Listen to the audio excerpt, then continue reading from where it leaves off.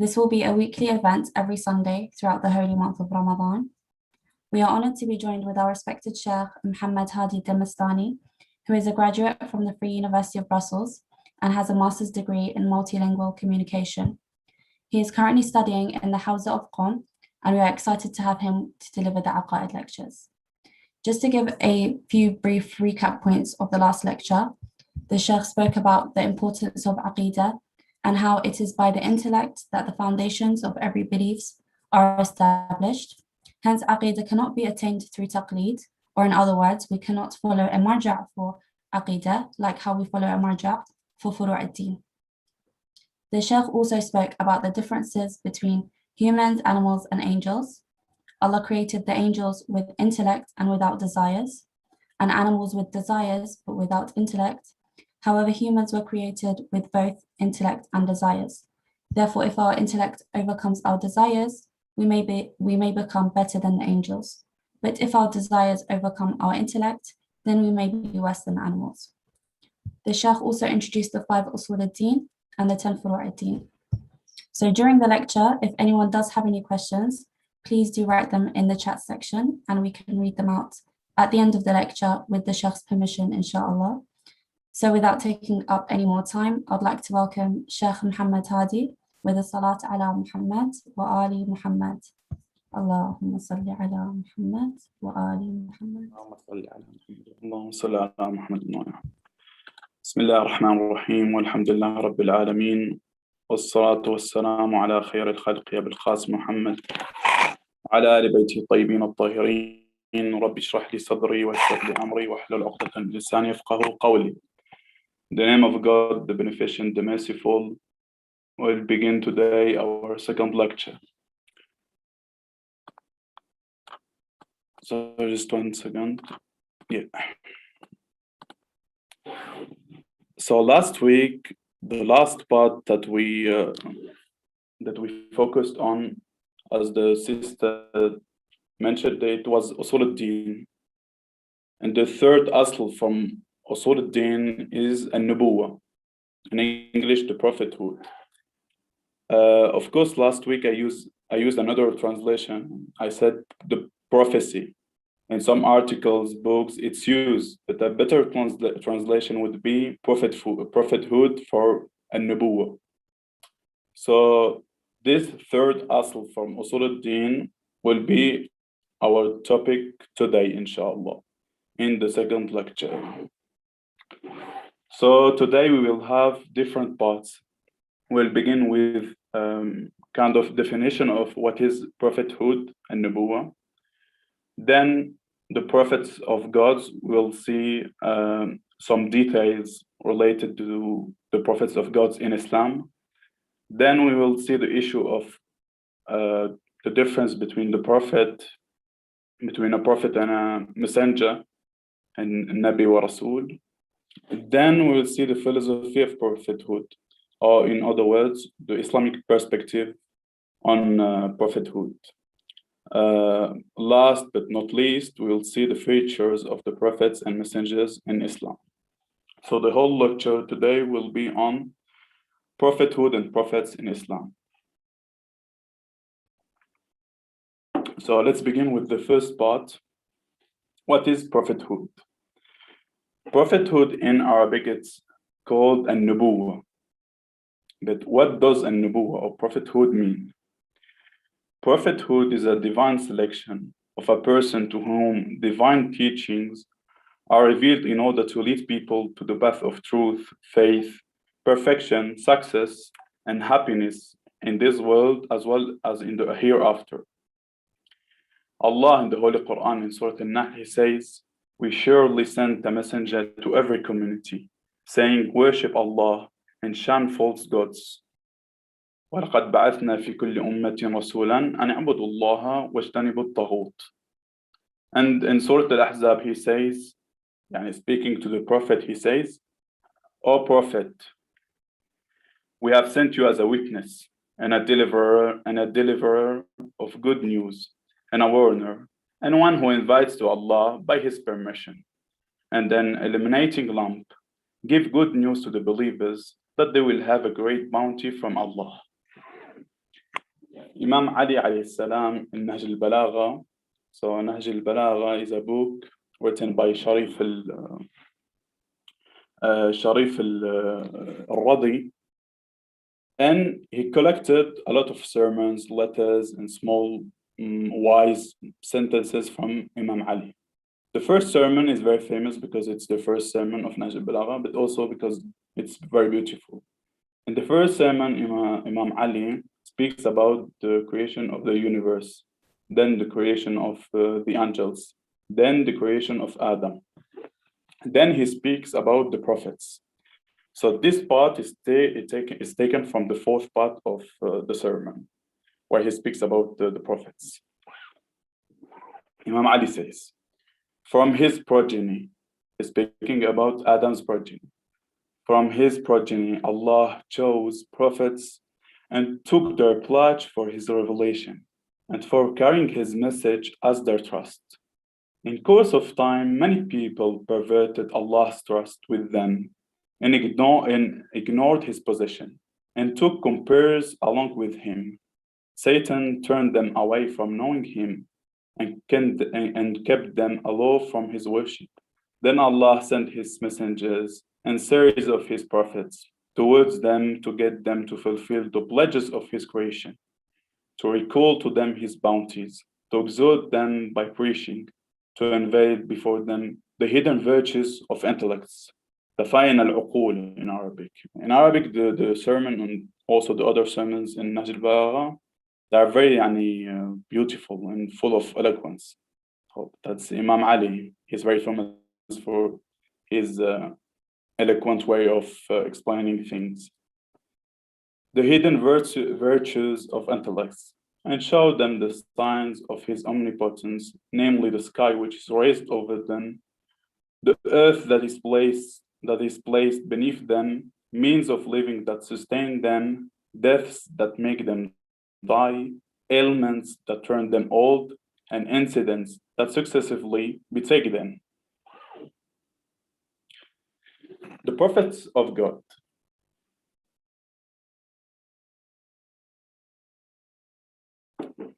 So in this part, the first issue will be the issue of their number. How many prophets did Allah send to mankind? Some Shia hadith mention that Allah sent 124,000 prophets, and other hadiths also mention the number of 8,000 prophets, and also other numbers exist. However, the exact number is not very important. Knowing the exact number is not very important.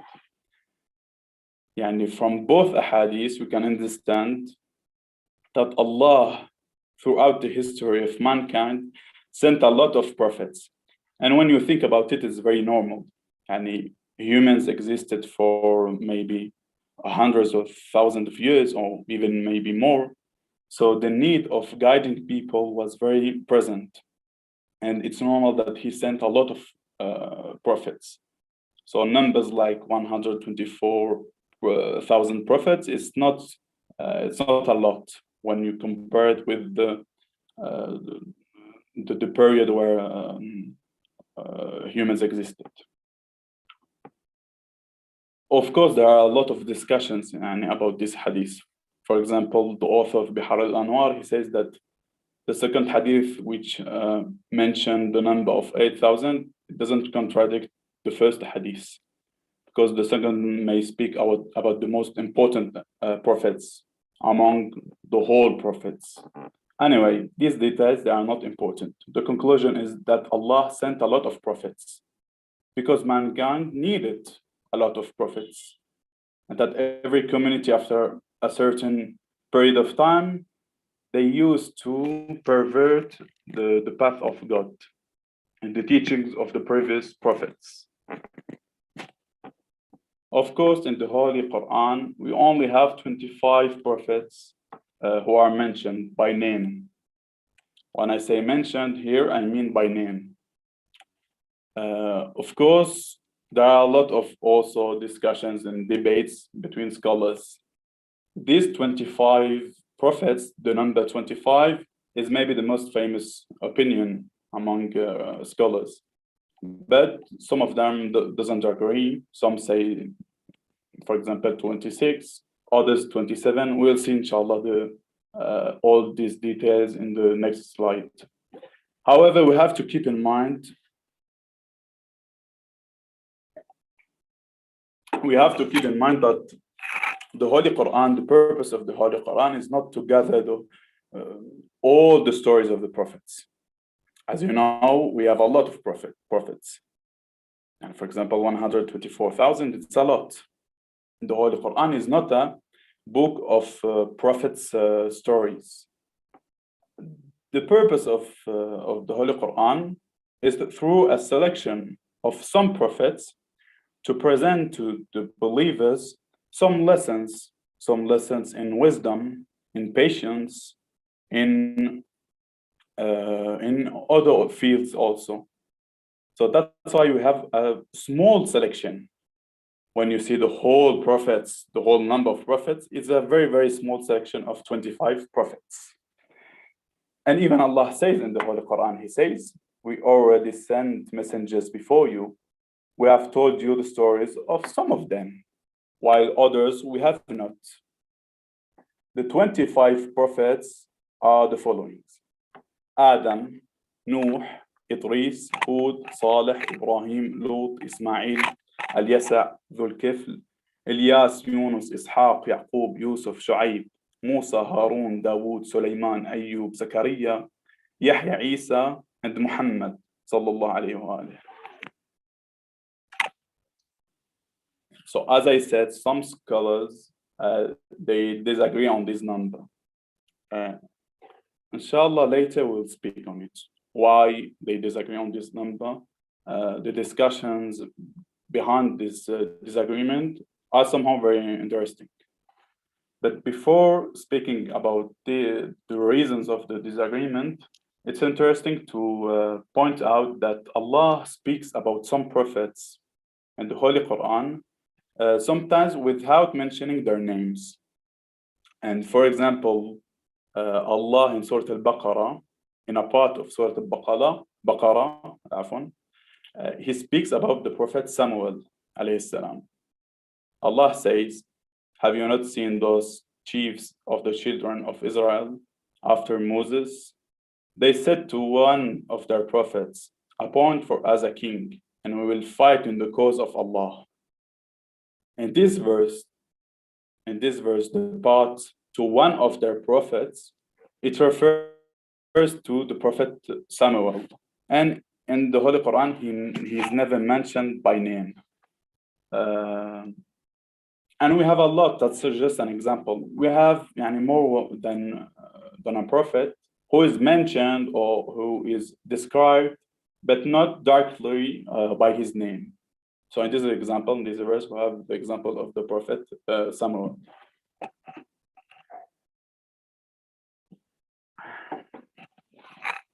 So if you don't know the story of the Prophet Samuel, we can sum up his story. After Moses, the children of Israel, they had a lot of enemies. When you read the Bible, you understand it. They had a lot of enemies, and they used to fight a lot. So they had one community of the children of Israel had a prophet, who is the Prophet Samuel alayhi salam. So they asked him to go and ask Allah to choose one king among them, who will govern them and who will lead them in the fights and the wars and the battlefields. So the Prophet Samuel, by the order of God, he chose Talut as their king. Talut in the Holy Quran, his name in the Bible is Saul. And the story is very interesting because you see that the children of Israel, they're really not easy.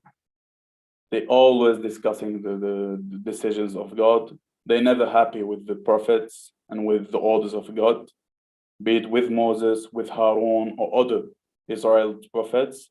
They're very, very They have this behavior, they're never happy with the decisions of God. So with the king Talut, Saul, during the path towards the battlefield, they disobeyed him, and you have the story in Surah Al-Baqarah.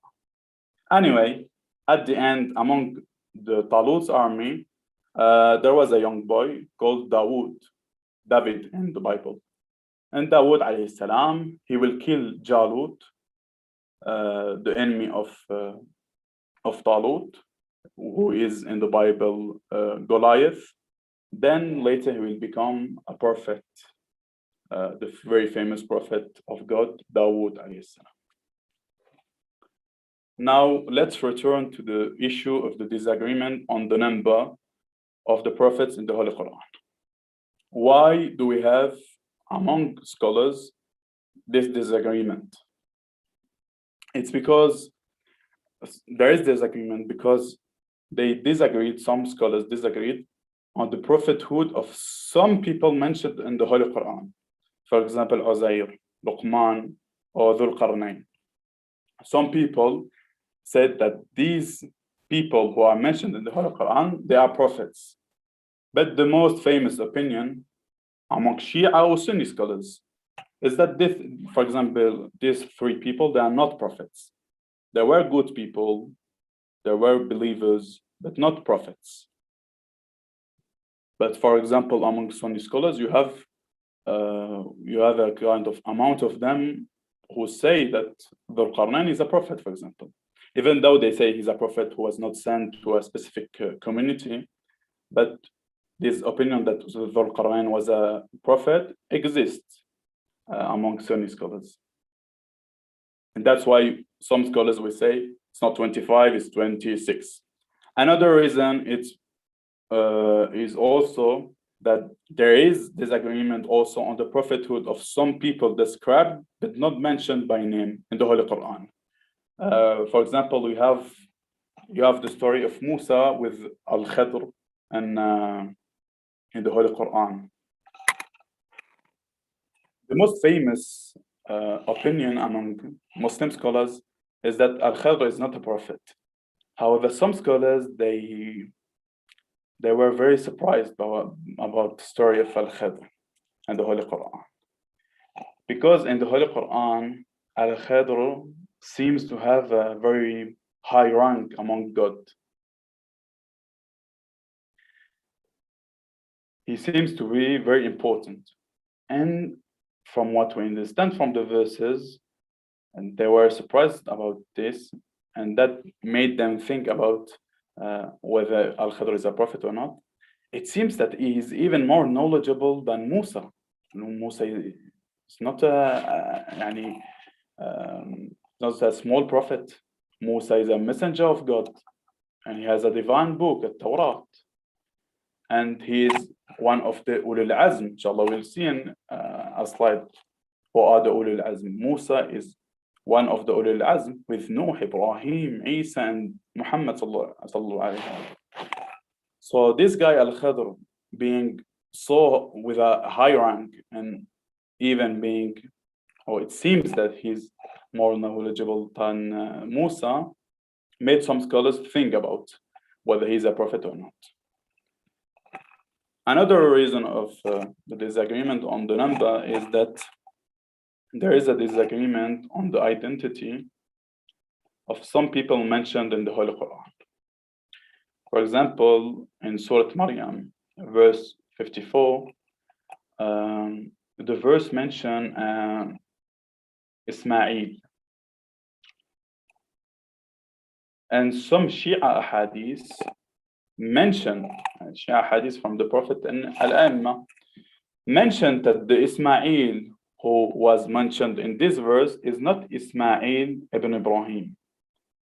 Ismail ibn Ibrahim is mentioned in other verses, but in this verse it is Ismail, son of Hizqil, Ismail bin Hizqil. And we have Shia hadith mentioning it. That's why some Shia scholars said that we have 26 prophets mentioned in the Holy Quran.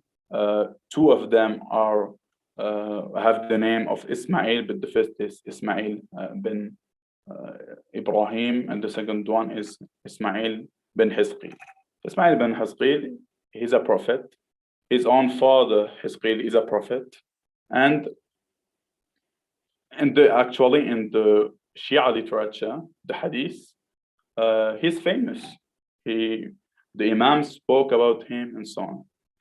He's also, in some Islamic Shia literature, he's called Ismail Sadiq al-Wa'd, because he has a story. He was speaking with a guy, and he said to this guy that I will waiting for you in this place where I am now. And you can go and just come back and you will find me in this place. And the guy who was in front of him, he went, and he came back 1 year later, and he found Ismail bin Hizqil in the same place. He said to him, what are you doing? Why are you in the same place? Ismail said to him, I gave you a promise, and believers respect their promises. I gave you a promise, so I didn't move from this place. And this whole time I was waiting you. So that's why in some Islamic literature, they call him Ismail Sadiq al-Wa'd, which means in English, for example, you can translate it, Ismail, whose promises are true, for example. Some prophets were sent to their families, only their families. Others to their tribes, others to their villages, others to their cities. And some of them were sent to the whole world, carrying what we can call universal messages. For example, the Prophet Muhammad sallallahu alayhi wa alayhi. It's true that he had a local dimension or aspect in his life. That's normal. He's Arab. He comes from Mecca, from the Hashemite family, from the Quraysh tribe. He speaks Arabic. He lived in the Arabic Peninsula most of his life in the Arabic Peninsula. He had local aspects, and we all have local aspects. That's normal. But the content of his message, the goals of his message, was to guide the whole earth, the whole of humans, not only these people who were in the Arabic Peninsula. And we have the same thing for Jesus, Isa.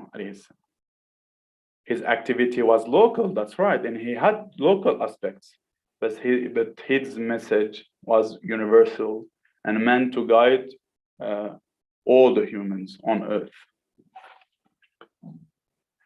A big part of the prophets were Israelite prophets, Bani Israel.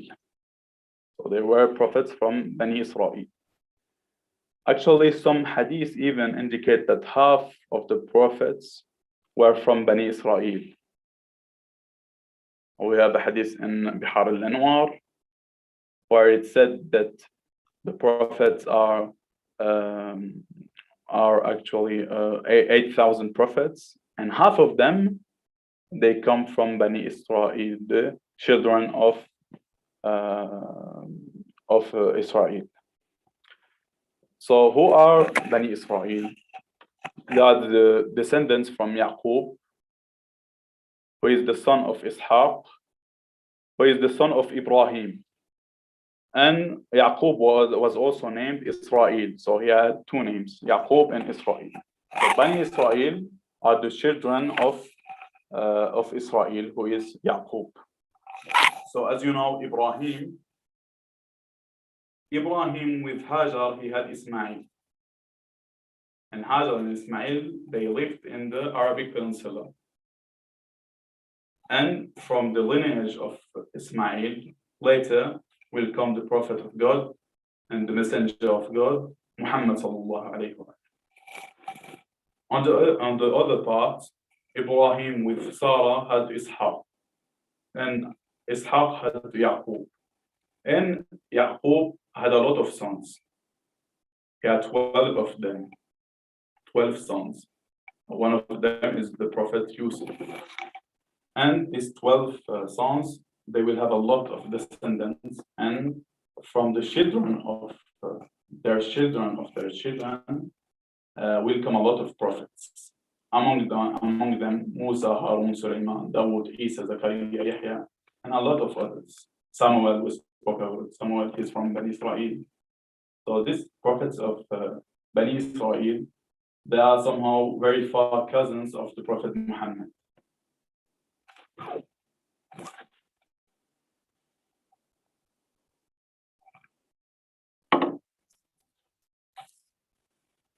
In the next part, prophet or messenger, we'll see the difference between a prophet and a messenger. We all know, in a way or in another way, what is the difference between them.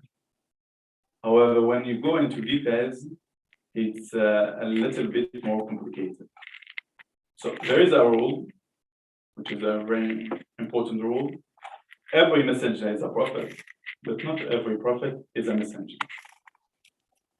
Actually, among the 124,000 prophets, we only have 313 who were messengers. That's according to hadith in Bukhari. So the question is, what is the difference between a messenger and a prophet? There are differences, and we'll discuss them. There are differences on the level of the mission that they have. Some scholars, they said that the difference between a prophet and a messenger is that a prophet, he receives revelation, but he's not ordered to transmit it. He can do it, but he is not ordered to do it. He's not forced to do it. While messengers, they also receive revelation, but they are ordered to go and to transmit it to communities and to guide them. And this explanation is very present among some scholars. You can find it in some books and so on. And it's a very weak explanation. Because when you read the Holy Quran, you understand that prophets, like messengers, they received revelation, but they also had the mission and the order to transmit it. That's very clear from the verses of the Holy Quran. In his tafsir, Al-Allama Sayyid Muhammad Hassan al-Tabatabai, rahimahullah, he discusses this point of view. And he says that it's contradicted by the verses of the Quran. And secondly, some verses contradict this point of view in a direct way. And for example, in a verse in the Holy Quran, in Surah Al-Hajj, Allah says, وَمَا أَرْسَلْنَا مِن قَبْلِكَ مِن رَسُولٍ وَلَا نَبِيٍّ إِلَّا إِذَا تَمَنَّى أَلْقَى الشَّيْطَانُ فِي أُمْنِيَّتِهِ إِلَى آخِرِ الْآيَةِ. The whole verse is not our topic. At the beginning, Allah says in a verse in Surah Al-Hajj, He says, "We never sent before you any messenger or any prophet." So He used the verb "send" to messenger and also to prophet. So Allah sends messengers, but He also sends prophets. And you have a lot of verses which somehow assert that Allah sends also prophets, like He sends messengers.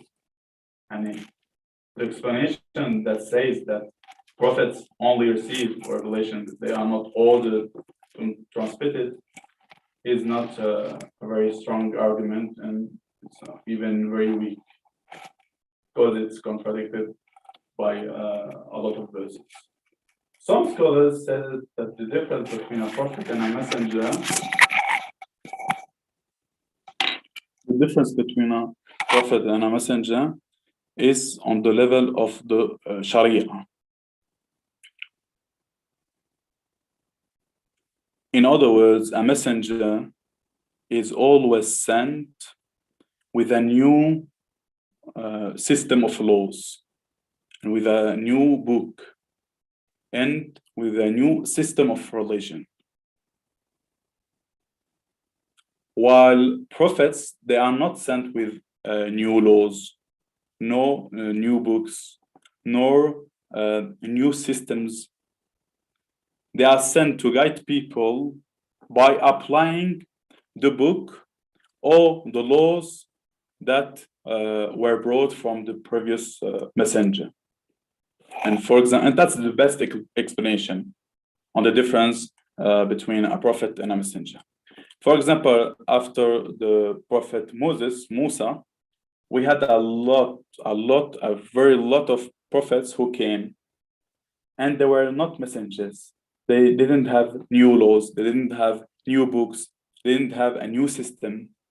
They were just prophets who tried to guide Bani Israel by asserting on the importance of applying in their life the laws of Musa, and by using the laws of Musa and the book of Musa, Torah, and the whole system that was brought by Musa.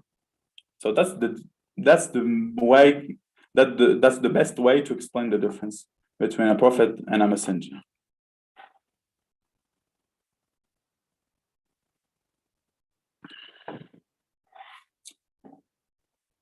Then some scholars said also that there is a difference on the level of the way of revelation.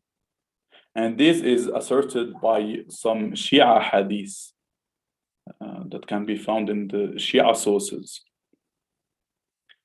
So this hadith mentioned that one of the differences is that a prophet receives revelation through dreams. For example, Prophet Ibrahim, when he was ordered to kill Ismail, to slaughter Ismail, he saw it through a dream. Of course, Ibrahim is also a messenger. But Prophet, according to this hadith, receives revelation through dreaming. While messengers, they receive revelation through dreaming, but also through angels who come to them and who transmit the message of Allah. That's one of the differences according to our ahadith. Ulul Azm. We have a term used in Surah Al-Ahqaf in verse 35. Allah says, فاصبر كما صبر أولو العزم من الرسل ولا تستعجل لهم. So be patient. He's speaking to the Prophet Muhammad. So be patient as were those of determination among the messengers, and do not be impatient for them. Them refers to the disbelievers. So I made a mistake here in the translation. I wrote believers. It's the believers. And Allah says to the Prophet Muhammad, be patient, like the messengers of Ulul Azm, those of determination among the messengers. And don't be impatient for them, for the disbelievers to have their punishment. So here I wrote for the punishment of the believers. That's a mistake. I wanted to write for the punishment of the disbelievers. And according to our hadith, these Ulul Azm, these messengers who were those of determination, Ulul Azm,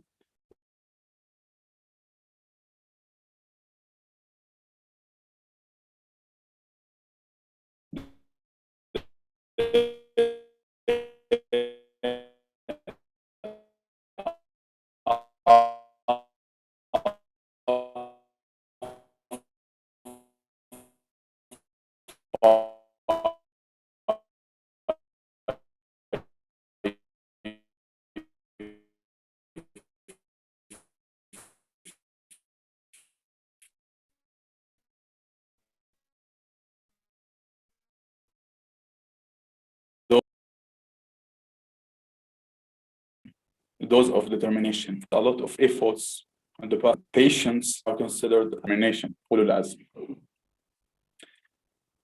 So the next part will be what I call the philosophy of prophethood. What is the Islamic point of view on prophethood? And why do we need prophethood? A part of the explanation has been presented last week. So some of the elements that we said last week, we can use them today.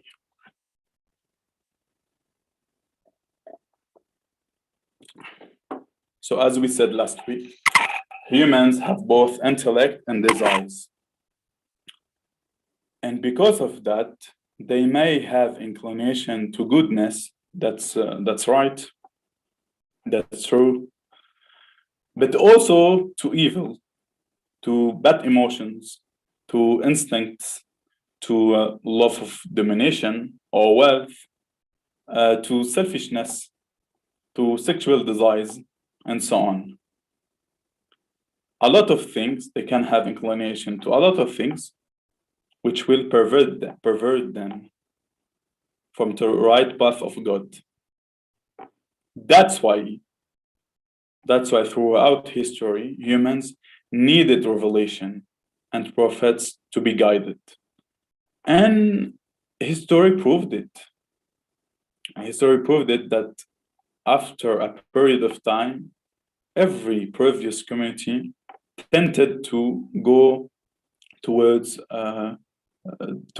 shirk, toward bad behaviors, toward injustice even between themselves. In conclusion, towards a bad path, a perverted path. And they tended to forget the teachings of the previous prophets. And Allah in Surah Yusuf, He says, إِنَّ النَّفْسَ لَأَمَّارَةٌ بِالسُّوءِ إِلَّا مَا رَحِمَ رَبِّي. Surely the soul is inclined to evil, except those upon which my Lord has mercy, and except a very, very small minority. But the big majority of the people, and that's actually the human nature, we are very inclined to evil. That's why also we need the guidance from Allah, and the guidance from Allah is represented by His prophets. Another thing, it's Allah who chooses the prophets, not the people. It's not a democratic election and we elect the president and so on. So the question is why? It's because Allah knows best our interests, more than we do. As we said, humans are very attracted to desires, to love of power and love of domination and love of wealth and sexual desires and so on. They also might be attracted to goodness. We are not denying it. However, not only to goodness, to all the other things who may be very bad for our future. When I say future, is the eternal future, our hereafter. So Allah knows best. Allah is the best in order to know our interest. That's why in Surah Al-Nahl He says, Allahu a'lamu haythu yaj'alu risalatahu. Allah knows best where to place His message. So, in conclusion, in order to reach success and truth, humans are consequently in the most urgent need for individuals who can show them the path of God. And these individuals are the prophets sent by Allah. In Shia theology, so when you go to any Shia book, you will find the term lutf, al-lutf. Allah sending prophets is a kind of lutf. In English, we can translate it by divine grace. In other books, you can find not the word lutf, but tafaddul. They are not the same word, but it's somehow the same meaning. So Allah sends prophets by divine grace. If I should explain it, we can say that Allah is perfect and His essence is perfect. And inside this perfection, there is the fact that Allah is merciful, He's beneficent, and He's generous towards His creatures. And because He's perfect, He sends prophets to guide them. Because He cannot just create humans, create creatures, and then give them up and says, I don't have nothing to do with them. No, inside His perfection, and inside His essence and His perfection, He has this mercy towards His creatures. And that's why, by divine grace, He sends prophets to guide people towards faith and truth and success.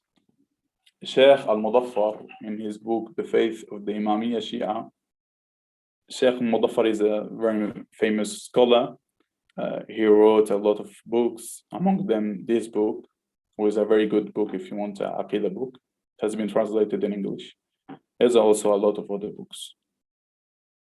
Among them, Al-Mantiq, a logics book, which is studied in the Hawza. He has also a lot of other books.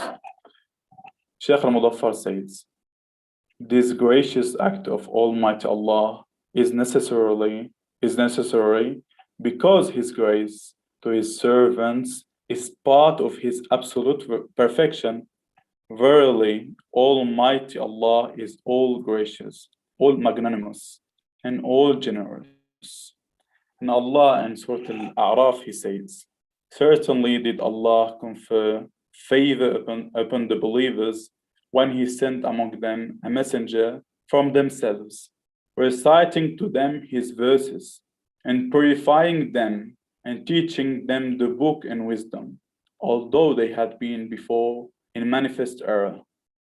So Allah says in the beginning, certainly did Allah confer great favor upon the believers by sending a messenger from themselves. So Allah sending the prophets is a part of His perfection, because His mercy is a part of His perfection. And that's what we call the divine grace, al-Lutf al-Ilahi. Their features.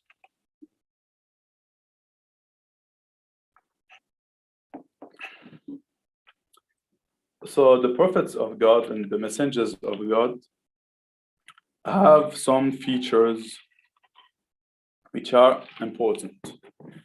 The first one, they are perfect on the level of ethics and morality. Why?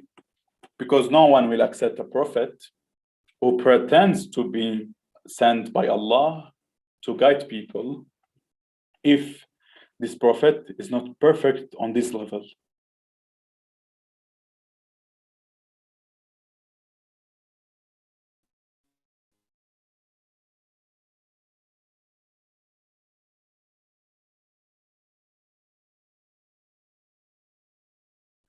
If a prophet, how can I respect him? He has bad manners and bad behaviors with people.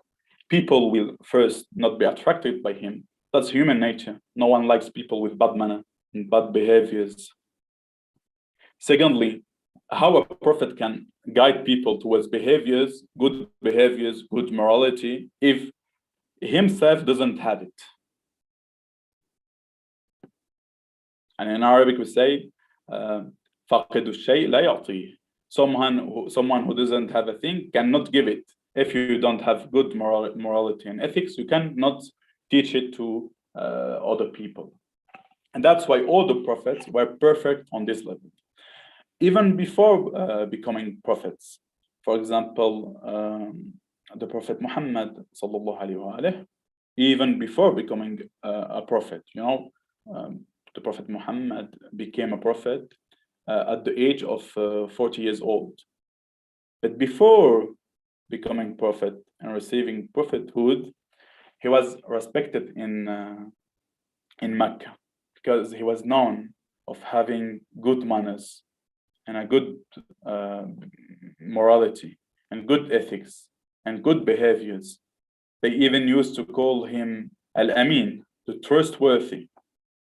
And that was the case for all the prophets. Secondly, knowledge.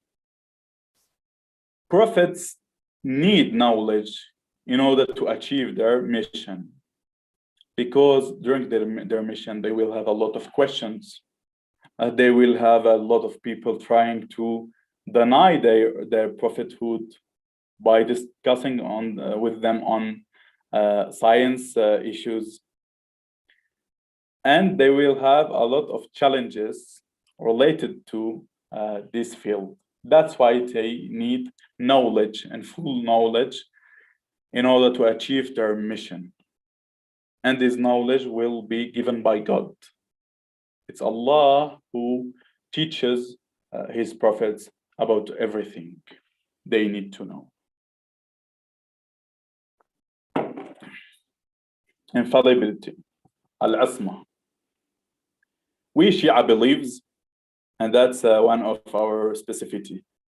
And no one have the same belief. I never saw another sect having the same belief as the Shia on this topic. We believe that all the prophets from Adam to the Prophet Muhammad, they are all ma'soom. They are all infallibles. And they never commit any sin. Be it a small sin, a big sin, sin, that's not the topic. That's not the debate. They don't commit any sin for the Shia Muslims. That's our belief.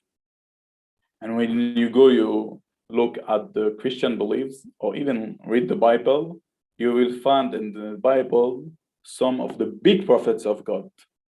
They commit sins, not small sins. They have, astaghfirullah, they have relations with young women, illegal relations with them. They drink wine until becoming drunk. So a man in the Bible is accused of doing shirk. We as Shia Muslim, we don't accept this belief. Why? Because we consider that a prophet, in order to guide people, he must be guided on all the acts. And we cannot expect from people to follow him if himself is not infallible. That's a rational thing. Why should I follow this prophet on the fact, and he invites me to for example, to not lie, and he lies. He invites me to not drink, and he drinks. He orders me to not kill innocent people, and he does it. The human nature will not accept this kind of prophets. So in order to achieve their mission, they need to be perfect on this level. And it's also an issue of trust. How can people trust prophets if themselves, these prophets, they don't obey God? The trust between the people and prophets will be broken, and it will be a very normal thing. And from these people not believing in these prophets. Because why believing in prophets who themselves doesn't respect the religion that they invite to join? Of course, we as Shia Muslims, we have also a lot of discussions with the Sunni Muslims. Because Sunni Muslims, they say that the prophets are also infallibles, but only on religious issues. On non-religious issues, they can commit some mistakes. They can have some mistakes. And we have a lot of debates with them because, as I said, we Shia Muslims, we believe that the prophets are perfect in all the feats, in all the issues, in all the acts, in everything. They don't commit sins. They don't have mistakes. Never. be it in religious issues or non-religious, important or not important, small sins or big sins. There are infallibles. And we will not go into details, but there are a lot of discussions and debates between Sunni and Shia Muslims. For example, Sunni Muslims, they mention some verses that in appearance, they show that some prophets might have committed some sins. And there are debates on these verses and so on. We don't believe that these verses prove it. And we have explanation by our scholars and even imams in the hadith. They used to discuss this issue. So anyway, to give a kind of summarize on it, a kind of summary on it, Shia Muslim believes that the Prophet are infallibles on every level. They never commit any sins or even mistakes.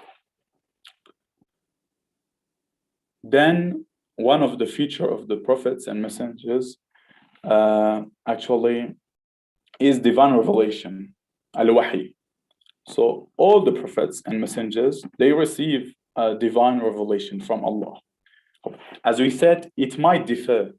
Maybe some prophets, and according to some hadith, will have their revelation through dreaming, but others, they will have angels, and especially Jibreel, coming and giving them and transmitting them the messages from Allah and the verses from Allah. But for sure, all the prophets and messengers, independently from the way of revelation, they receive revelation. One of the features of the prophets and messengers is miracles. What is a miracle? A miracle is when a prophet or a messenger breaks the law of nature, the law of physics.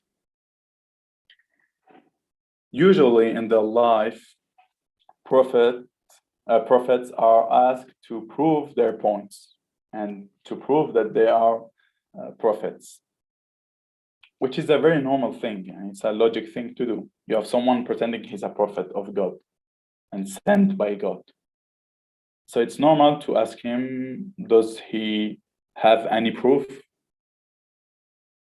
which might prove it? And the proofs were the miracles that the prophet presented. For example, when Ibrahim was thrown by Namrud into a fire, a big fire, he was not burnt by the fire. And you know the Quranic verse,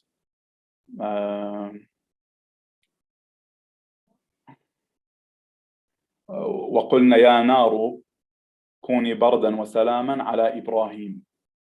And we said, O fire, be cold and peaceful to Ibrahim. And Ibrahim was thrown into the big fire and he was not burned.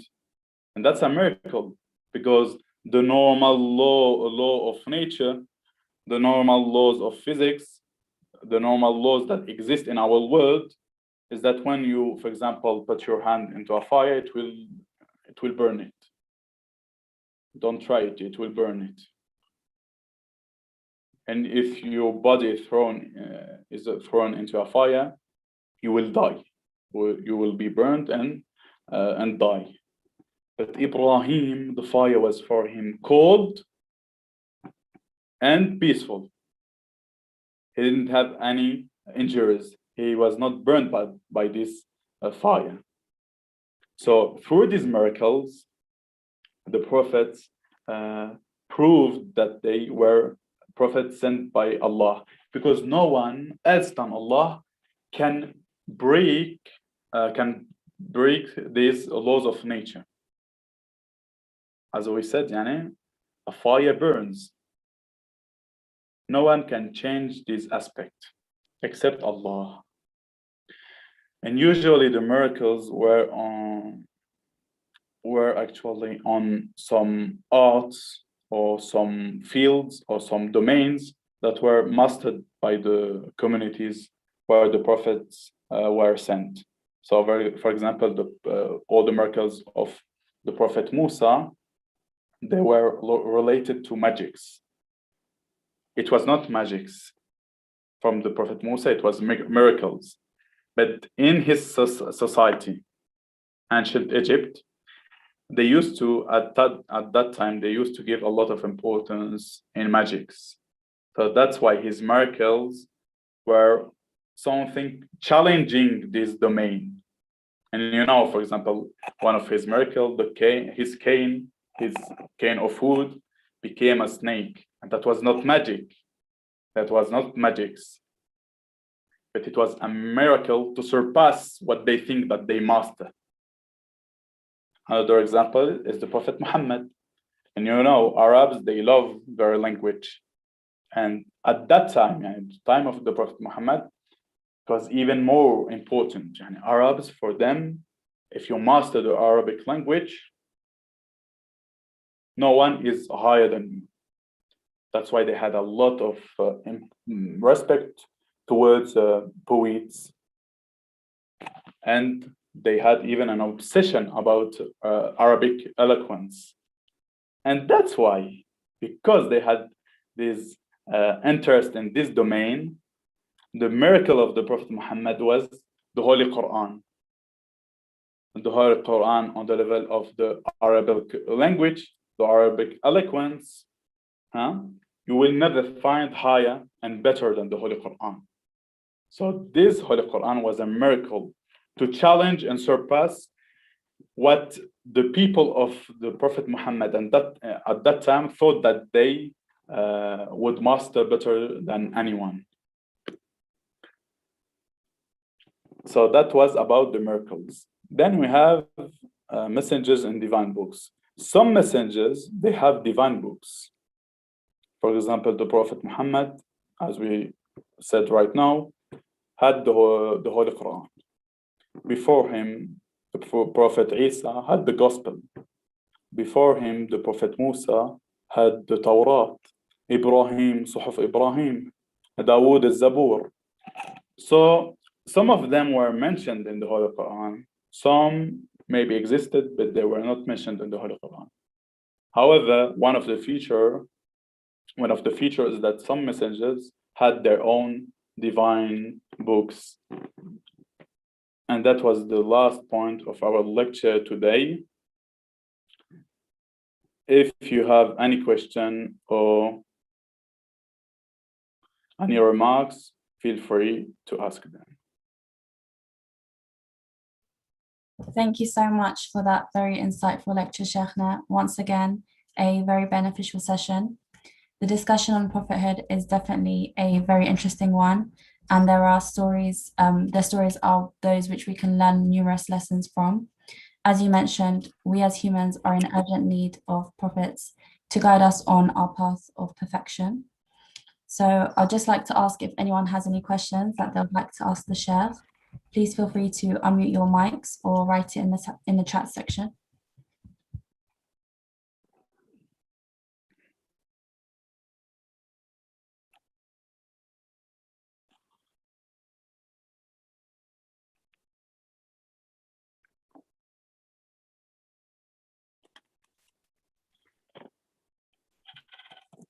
Okay, so if we don't have any questions, we can conclude the session, inshallah. Thank you once again, Sheikhna, for joining us, and we are looking forward to next week's session. Please do remember us all in your du'as, and we will see you next Sunday, inshallah, fi amanillah. Thank you. See you next week.